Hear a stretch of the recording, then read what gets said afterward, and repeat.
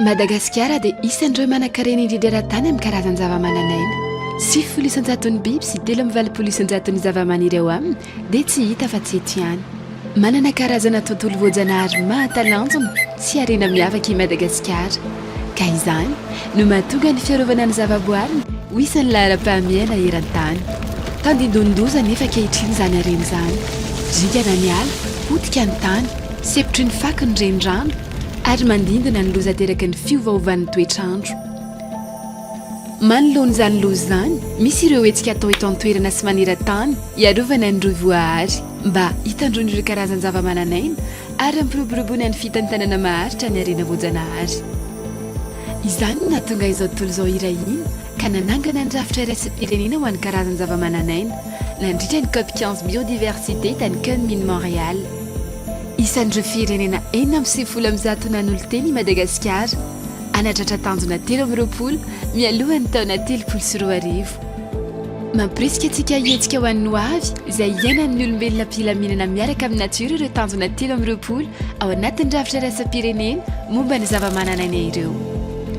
Eto Madagasikara, io drafitra iraisam-pirenena io dia ampiarina amin'ny alalan'ny paikady sy drafitra nasionaly ho an'ny karazany zava-mananaina.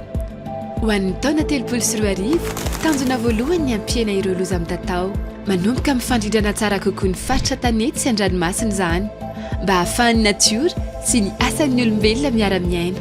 Tsy maintsy averintsika amin'ny laony ireo toerana simba, mamerina mamboly hazo ary mamerina amin'ny laony ireo natiora ringana sy ny rovoahary. Ilaina ihany koa ny mitahiry ny ampahany lehibe amin'ny ala, ny renirano ary ny morontsiraka tsy ho voakitika. 30 isan-jaton'ireo faritra tanety sy anaty rano faravakely ny mila arovana sy atao tsara tantana. Ary mazava ho azy, ilaina ny miaro ireo biby sy zava-maniry atahorana ho lany tamingana, toy ny gidro sy ny sokatra, ary koa ireo zava-maniry sy biby rehetra izay mampiavaka antsika. Ampiasaina ny harena voajanahary saingy tsy fingorana na atao ringana, mihaza, manjono ary manangona amin'ny fomba voalanjalanja amin'ny alalan'ny fomba maharitra. Ilaina ihany koa ny misoroka ny fiparitahan'ireo karazana biby na zava-maniry vahiny manimba ny tontolo voajanahary toy ny tsikafona izay manembotra ny farihy. Azo atao koa nefa ny manodina sy mampiasa azy ireny amin'ny fomba mahasoa sy maharitra. Mila koa isika mampiena ny loto, ahina ny plastika sy ny akora simika, ahodina ny fako ary afaka mampiasa fanafodim-biby tsy misy simika. Farany, mila mandray fepetra ampiena ny vokatry ny fiovaovan'ny toetr'andro amin'izy ireo. Faharoa, ny fiarovana ny natiora dia tsy mikasika fotsiny ny biby sy ny zava-maniry fa tena ilaina ho an'ny fiainantsika ihany koa. Miaro ny fiainana izy. Tokony ho loharaninaina ho an'ny rehetra ny karazany zava-mananaina. Ampiasaina ampiheverana ny tanitsika, ny ala ary ny ranomasina. Ilaina ihany koa ny miaro ireo tolotra omen'ny natiora toy ny rano fisotro madio, ny rivotra madio, ny tany lonaka ary ireo biby izay mampaniry ny volontsika. Aty an-drenivohitra, tena ilaina sy mamelona ny natiora. Ilaina ny toerana maitso sy misy rano ho an'ny fahasalamantsika.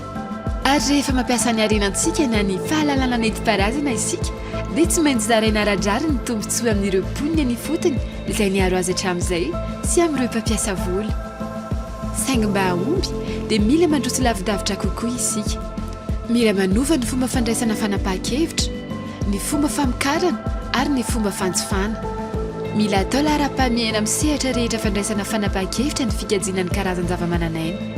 Politika iraisana, didy aman-dalàna, fandrindrana ny faritra ary fampandrosoana radio-karena.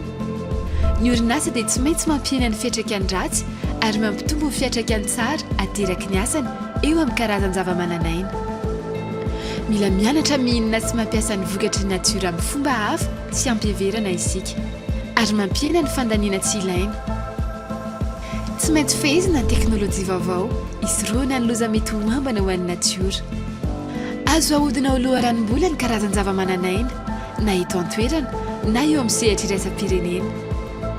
Ilaina ny manofana, manaitra ny fahatserovan-tena, manavao ary mametraka rafitra fanaraha-maso sy fanombanana mba hiarovana ny karazany zava-mananaina. Tsara ny miantoka ny fandraisana anjara aradrariny sy mijery ny fampiarana ny miralety ny fotony amin'ny fanapahan-kevitra. Ilaina ihany koa ny manamora ny fifandraisan'ny olona eny fotony amin'ireo rafim-pitsarana ary miaro ireo rehetra miady ho an'ny fiarovana ny tontolo iainana. Ny fandraisan'ny rehetra anjara na lehilahy na ny vehivavy dia ahafahany tsirairay mampiseho haitarika ary mandray anjara feno amin'ny politika sy ny fanapa-kevitra ho an'ny karazany zava-mananaina. Afaka ataontsika tsara ny mamboly hazo, miaro ireo loharano, mampihena ny plastika ary mampita ny fahalalantsika. Zava-dehibe avokoa ny hetsika tsirairay. Ary raha miara-miasa isika poniny fotony, tanora, vehivavy, fanjakana sy mpiara-miombina antoka dia ho afaka hanatratra tanjona. Afaka hanorina ho avy iray, iainan'ny olombelona mirindra amin'ny natiora.